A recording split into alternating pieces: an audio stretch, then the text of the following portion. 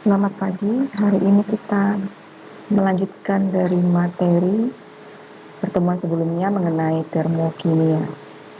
Sebelumnya kita sudah membahas yaitu macam-macam perubahan entalpi standar, ada meliputi entalpi pembentukan, penguraian, pembakaran, netralisasi. Kemudian menuliskan persamaan-persamaan termokimia. Nah, lanjut dari materi setelah perhitungan persamaan termokimia, kita ke perhitungan perubahan entalpi. Dalam perhitungan penentuan entalpi reaksi itu ada beberapa cara, ada 4 ya, seperti yang telah diinformasikan sebelumnya, yaitu dengan cara kalorimetri, lalu dengan cara hukum Hess, kemudian ada data perubahan entalpi pembentukan, dan yang terakhir yaitu dengan energi ikatan. Nah, untuk cara kalorimetri itu dengan eksperimen, di mana penentuan kalor reaksinya itu dengan menggunakan kalorimeter. Kalorimeter ini adalah suatu alat untuk mengukur perubahan suhu yang terjadi ketika suatu zat dicampur. Nah, dalam perhitungan kalor reaksi, itu kita bisa menghitung dengan rumus M kali C kali delta T. Sini bisa kalian lihat, M itu massa zat yang dicampur, C adalah kalor jenis air kalau menggunakan pelarutnya air, kemudian delta T adalah perubahan suhu. Nah, ketika menggunakan kalorimeter boom, maka akan diketahui yang namanya kapasitas kalor. Nah, untuk menghitung kapasitas kalorimetri boomnya, kita cari dengan rumus C kali delta T. Bedain ya, ini C kecil itu kalor jenis, sedangkan C besar ini adalah kapasitas kalor. Kemudian untuk gambar alatnya sendiri bisa kalian lihat di sini. Ya, ada termometer, kemudian wadahnya terisolasi, artinya tidak terjadi perpindahan kalor ke udara atau masuk udara ke dalamnya. Lalu ini adalah zat yang akan dicampurkan di sini. Nah, jadi untuk menghitung delta H, kita gunakan rumus Q reaksi per mol, di mana Q reaksi itu dapat dicari dengan rumus Q larutan. Jadi Q reaksi min Q larutan. Nah, menghitung Q larutan itu rumusnya tadi adalah MC delta T. Jika diketahui kapasitas kalorimeter, maka kita jumlahkan Q air atau Q larutan dengan Q kalorimeter boomnya. Jadi rumusnya dijumlah. Setelah dapat, maka tinggal kamu hitung perubahan entalpinya dengan rumus ini.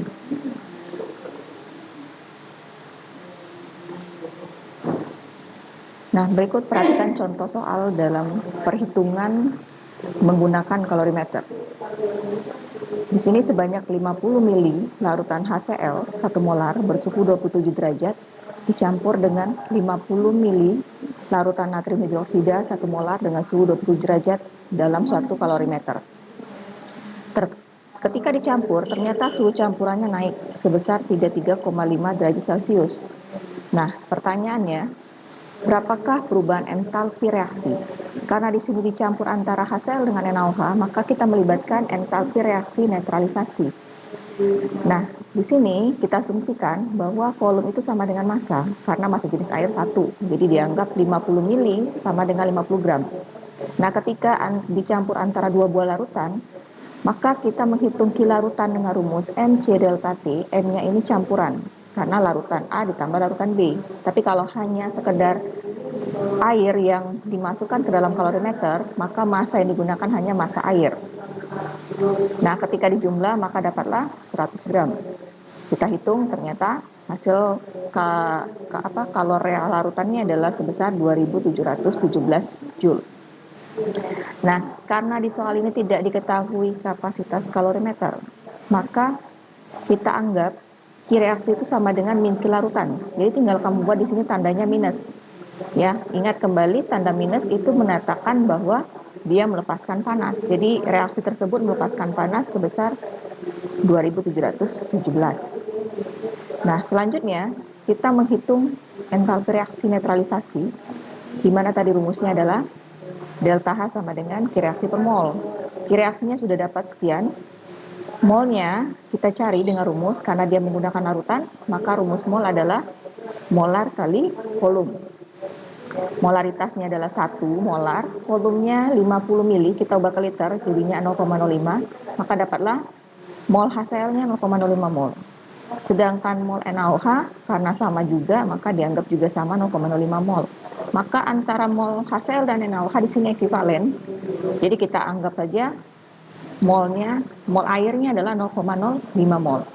Tapi kalau tidak ekuivalen maka harus kamu buat dulu reaksi dan MRS-nya dan dipakai adalah mol air untuk masukkan ke rumus entalpinya. Oke, selanjutnya ke entalpi tadi. Entalpi rumusnya Q reaksi per mol. Nah, Q reaksinya tadi diperoleh minus 2717 Joule. Maka kita bagilah dengan mol. Molnya kan 0,05.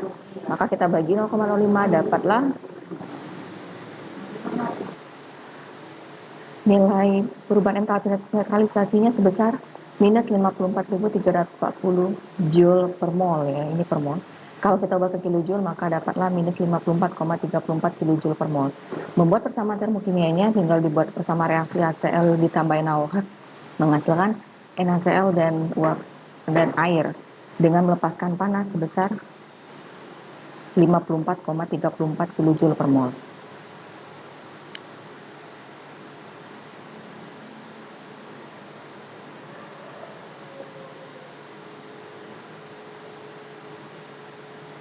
Selanjutnya untuk perhitungan entalpi cara kedua yaitu dengan hukum Hess. Nah, hukum Hess ini ada 3 cara penyelesaian soal, yaitu dengan penggabungan reaksi, dengan cara diagram tingkat energi, dan dengan cara siklus. Nah, nanti kita bahas contoh-contoh soalnya. Nah, di sini ada contoh C ditambah O2 menghasilkan CO2 dengan melepaskan panas sebesar 3.394 kJ. Untuk memperoleh CO2 ini ada menggunakan cara kedua, yaitu cara bertahap, di mana tidak langsung dihasilkan CO2. Dari hasil tahap ini, ketika digabung akan menghasilkan reaksi yang ini. Jadi yang cara satu ini adalah reaksi dengan cara langsung, sedangkan cara kedua ini adalah cara bertahap. Kalau cara bertahap berarti kita jumlahkan, hasilnya harus sama dengan reaksi yang cara satu, dan nilai entalpinya pun juga akan sama. Jadi ini kalau digabung, kalau sama zatnya di sebelah ruas kiri, misalnya seperti ini, O2 sama-sama di kiri, maka dijumlah. Maka setengah O2 ditambah setengah O2 hasilnya O2, 1 O2. Sedangkan kalau misalnya dia berbeda ruas, seperti ini, CO2 di ruas kanan, yang ini CO2 di ruas kiri, kita coret. Dicoret, maka CO2-nya tidak ada lagi pada saat penggabungan reaksi.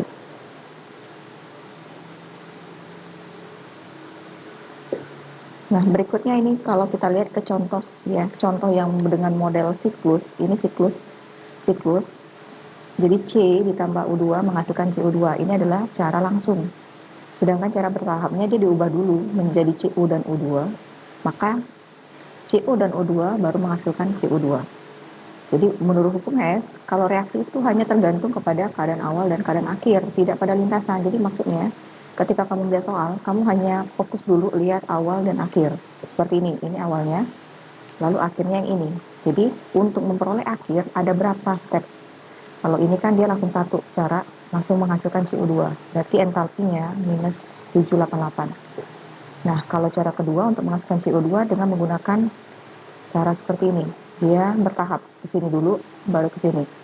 Nah, nilai entalpi antara yang ini akan sama dengan yang bertahap. Jadi kalau kita jumlahkan entalpi reaksi yang bertahap, hasilnya akan sama, yaitu minus 788. Jadi kalau kita buat persamaannya, delta H1 sama dengan delta H2 tambah delta H3. Nah, untuk yang berikutnya ini adalah bentuk model dengan diagram tingkat energi. Kalau diagram tingkat energi bentuknya seperti ini, di mana kalau sama dengan yang model ini ya, kita buat menjadi bentuk diagramnya. Jadi C ditambah O2, ini cara langsungnya ke bawah langsung menjadi CO2 dengan melepaskan panas 788 ya, melepaskan panas 788. Lalu cara bertahapnya dia menghasilkan CO tambah U2 dulu dengan melepas panas 222, kemudian menghasilkan CO2 dengan melepas panas 566. Kalau digabung antara ini ke sini, maka hasilnya adalah 788. Jadi sama saja, cuman perbedaan dalam bentuk soal. Ini bentuk siklus, ini bentuk diagram. Nah, perhatikan contoh soal berikut ya. Untuk hukum Hess, ini contoh untuk penggabungan reaksi. Jadi ciri-ciri soal yang melibatkan penggabungan reaksi itu ketika di soal ada beberapa reaksi yang diketahui data delta H-nya seperti ini. Ini kan diketahui data delta H-nya, ada 3 reaksi. Ada delta H-nya, kemudian ditanya untuk reaksi ini berapa delta H-nya. Maka untuk mendapatkan entalpi reaksi ini, kamu harus menggabungkan 3 reaksi ini sehingga diperoleh reaksi yang ditanya. Nah, cara menggabungkannya adalah, patokannya adalah reaksi yang ditanya, yang ini. Oke, jadi acuannya adalah reaksi ini. Pertama, untuk mendapatkan reaksi ini kita perhatikan C2H4 ada di reaksi keberapa? Di sini ada di reaksi ketiga. Perhatikan letaknya. Di sini letaknya sebelah kiri, koefisiennya 1. Di sini letaknya sebelah kanan, koefisiennya 1. Maka reaksi ketiga harus mengikuti kondisi C2H4 yang ada di soal, yaitu sebelah kiri. Maka reaksi ketiga kita balik. Ya, jadi seperti ini. Reaksi ketiga perlu dibalik biar menjadi ruas kiri. Nah, ini modelnya ya. Jadi C2H4-nya ada di kiri, ini menjadi di kanan. Nah, ketika dibalik, ingat konsep dalam penentuan delta H, reaksi dibalik maka tanda delta diubah, maka akan menjadi minus 52,3 yang awalnya positif. Lalu, untuk yang F2, ini tidak bisa kita jadikan patokan acuan mengubah reaksi karena ada di reaksi 1 dan 2, jadi kita abaikan. Kemudian C4 ada di reaksi kedua. Nah, perhatikan kondisinya, di soal ini C4-nya di kanan dan koefisien 2. Sedangkan di sini sebelah kanan dan koefisiennya 1. Berarti reaksi kedua harus kita samakan dengan CF4 yang ada di soal, yaitu kondisinya 2. Otomatis, reaksi kedua kita kalikan 2. Berarti ini semua dikali 2. Ini ya, reaksi kedua, maka kita harus kali 2, maka akan jadi 2C ditambah 4F2 menjadi 2C4, dan delta H-nya jangan lupa dikali 2 juga. Jadi, min 680 menjadi min 1360. Nah, ditulislah di sini. Selanjutnya, HF. HF di sini sebelah kanan dan koefisien 4. Di sini kamu lihat, untuk reaksi 1 ada HF, yaitu sebelah kanan dan koefisien 2. Berarti, untuk reaksi 1 supaya menjadi 4, seperti yang ada di reaksi soal, maka reaksi 1 harus kita kali 2. Berarti ini menjadi 2H2 ditambah 2F2 menjadi 4HF, dan delta H-nya juga ikut dikali 2 sehingga menjadi 1074, min 1074, seperti ini. Nah, kita gabunglah 3 reaksi ini. Ketika kalian gabung, harus menghasilkan reaksi yang sama dengan di soal. Ketika berbeda, berarti ada yang salah dengan cara kamu menggabungkannya. Oke, di sini kita coret bagi yang sama, berbeda ruas. Kalau dia sama seruas, itu dijumlah. Jadi seperti ini kan seruas, maka dijumlah. Maka jadinya 6F2. Sedangkan yang C ini dicoret karena berbeda ruas. Ini dicoret, maka dihasilkanlah C2H4 ditambah 6F2 menghasilkan ini 2C4 ditambah 4HF. Oke, maka kita lihat yang dari penggabungan ternyata sama dengan soal, berarti penggabungannya sudah benar. Untuk menghitung berapa entalpinya, tinggal kalian jumlahkan. Jumlahkan ini ketiganya, maka dihasilkanlah entalpi reaksi yang ditanya. Oke, itu cara soal untuk penggabungan reaksi.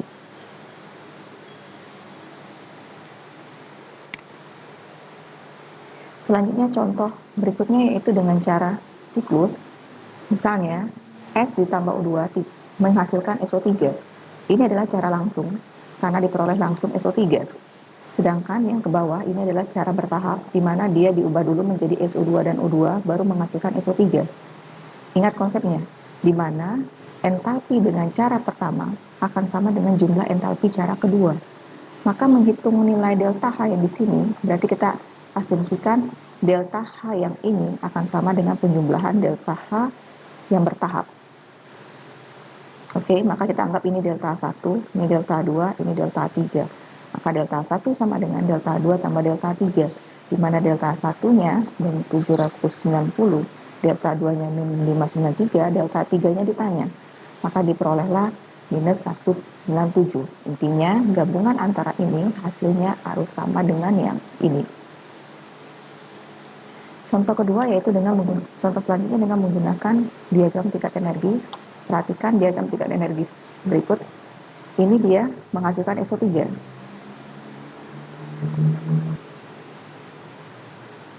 Dimana untuk menghasilkan SO3 langsung hasil ke bawah. Sedangkan untuk menghasilkan reaksi bertahap di sini diketahui untuk menjadi SO2 dia delta H-nya minus 593. Untuk dari SO2 menjadi SO3 itu minus 196,6. Berarti ketika S tambah O2 langsung menjadi SO3 berarti itu kan langsung satu tahap. Berarti tinggal kamu jumlahkan antara yang bertahap tadi sehingga diperolehlah entalpi yang satu cara langsung seperti ini.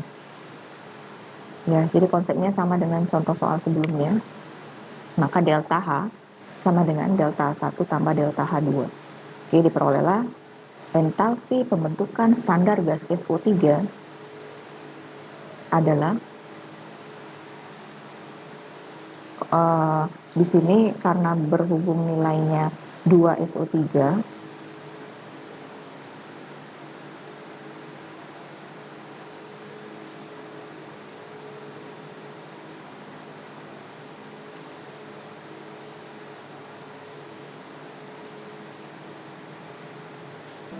jadi nilai untuk ini adalah minus 789,6. Ini masih kondisi SO3-nya 2 mol. Ingat ya, kalau standar syaratnya itu harus 1 mol. Berarti kalau untuk ditanya berapa entalpi pembentukan standar SO3, berarti ini kan 2, kita jadikan 1. Berarti nilai 789,6 ini kita bagi 2. Maka diperolehlah entalpi pembentukan standar gas SO3 sebesar minus 394,8 kilojoule.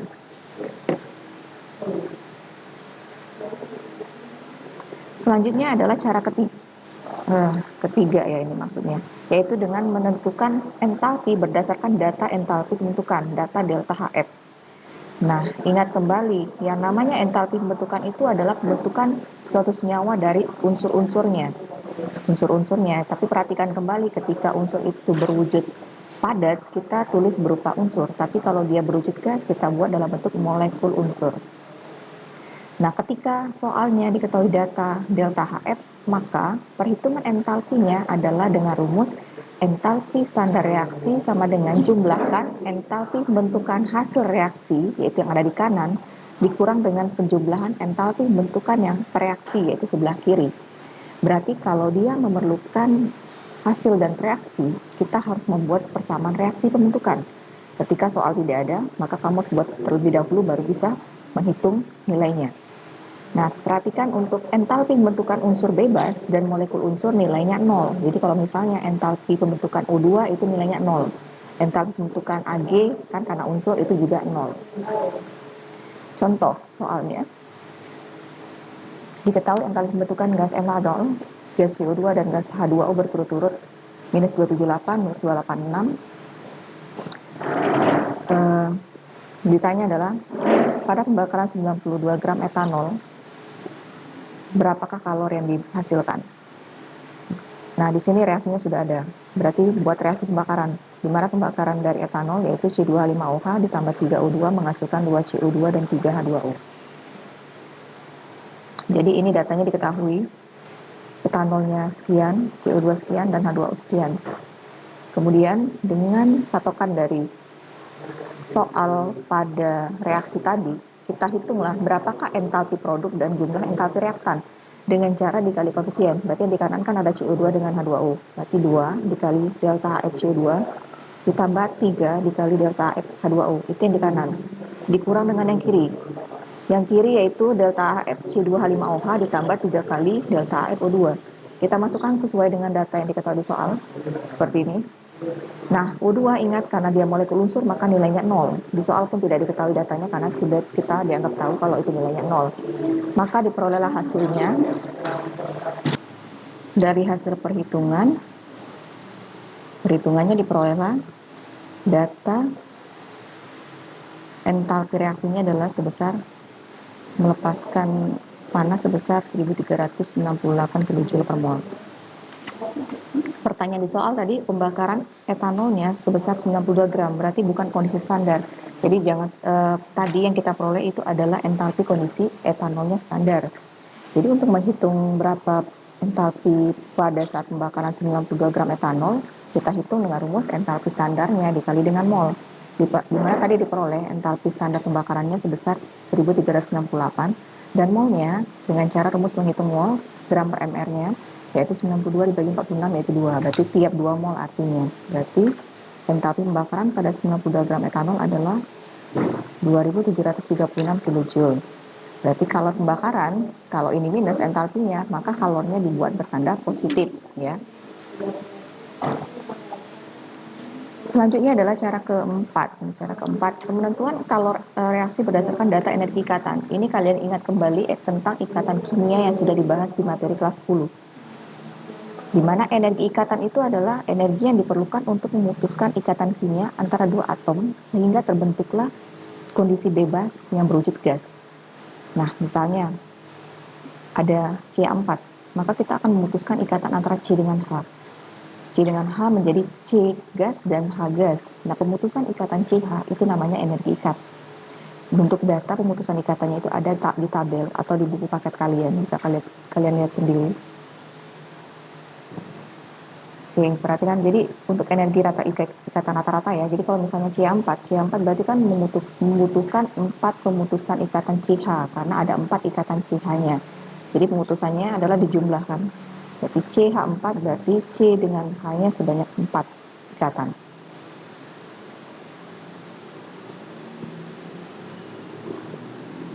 Nah, jadi misalnya gini, untuk memutuskan keempat ikatan dalam CH4 diperlukan energi sebesar 1664 kJ.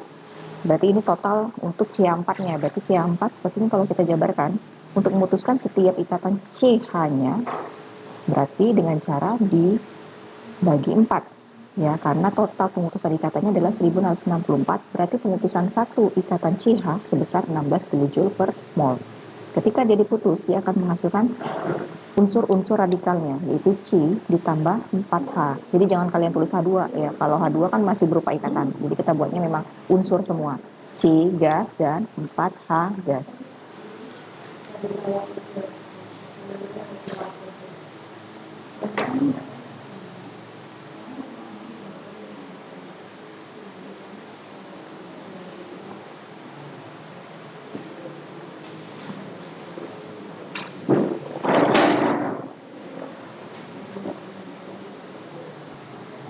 Adapun rumus perhitungan entalpi dengan data yang energi ikatan, yaitu jumlah energi ikatan yang putus dikurang jumlah energi ikatan yang terbentuk. Nah, untuk energi ikatan yang putus itu yang berada di sebelah kiri reaksi, sedangkan yang terbentuk adalah yang produk ya, yang ada di kanan reaksi. Jadi kebalikan dengan yang data entalpi pembentukan cara ketiga tadi, yaitu yang tadi ketiga kan produk dikurang reaktan, kalau ini reaktan dikurang produk.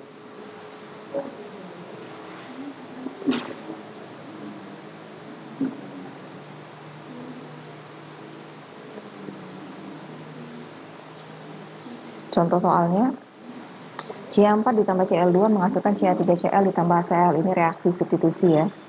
Nah, pertanyaannya, nanti akan dihitung, diminta berapa energi ikatannya. Di situ tadi kita buat persamaan reaksinya ya. Jadi sebelumnya kamu harus membuat terlebih dahulu jabaran energi ikatan-ikatan antar atomnya. Seperti ini. Berarti ada C4 berarti CH seperti ini, lalu Cl2 menghasilkan CH3Cl dan HCl. Jika kita lihat di sebelah kiri reaksi ini ikatannya yaitu ada ikatan CH dan ikatan ClCl. Ikatan CH-nya ada sebanyak 4. Sedangkan pada kanan ikatan yang ada yaitu ikatan CH, ikatan CCl dan ikatan HCl.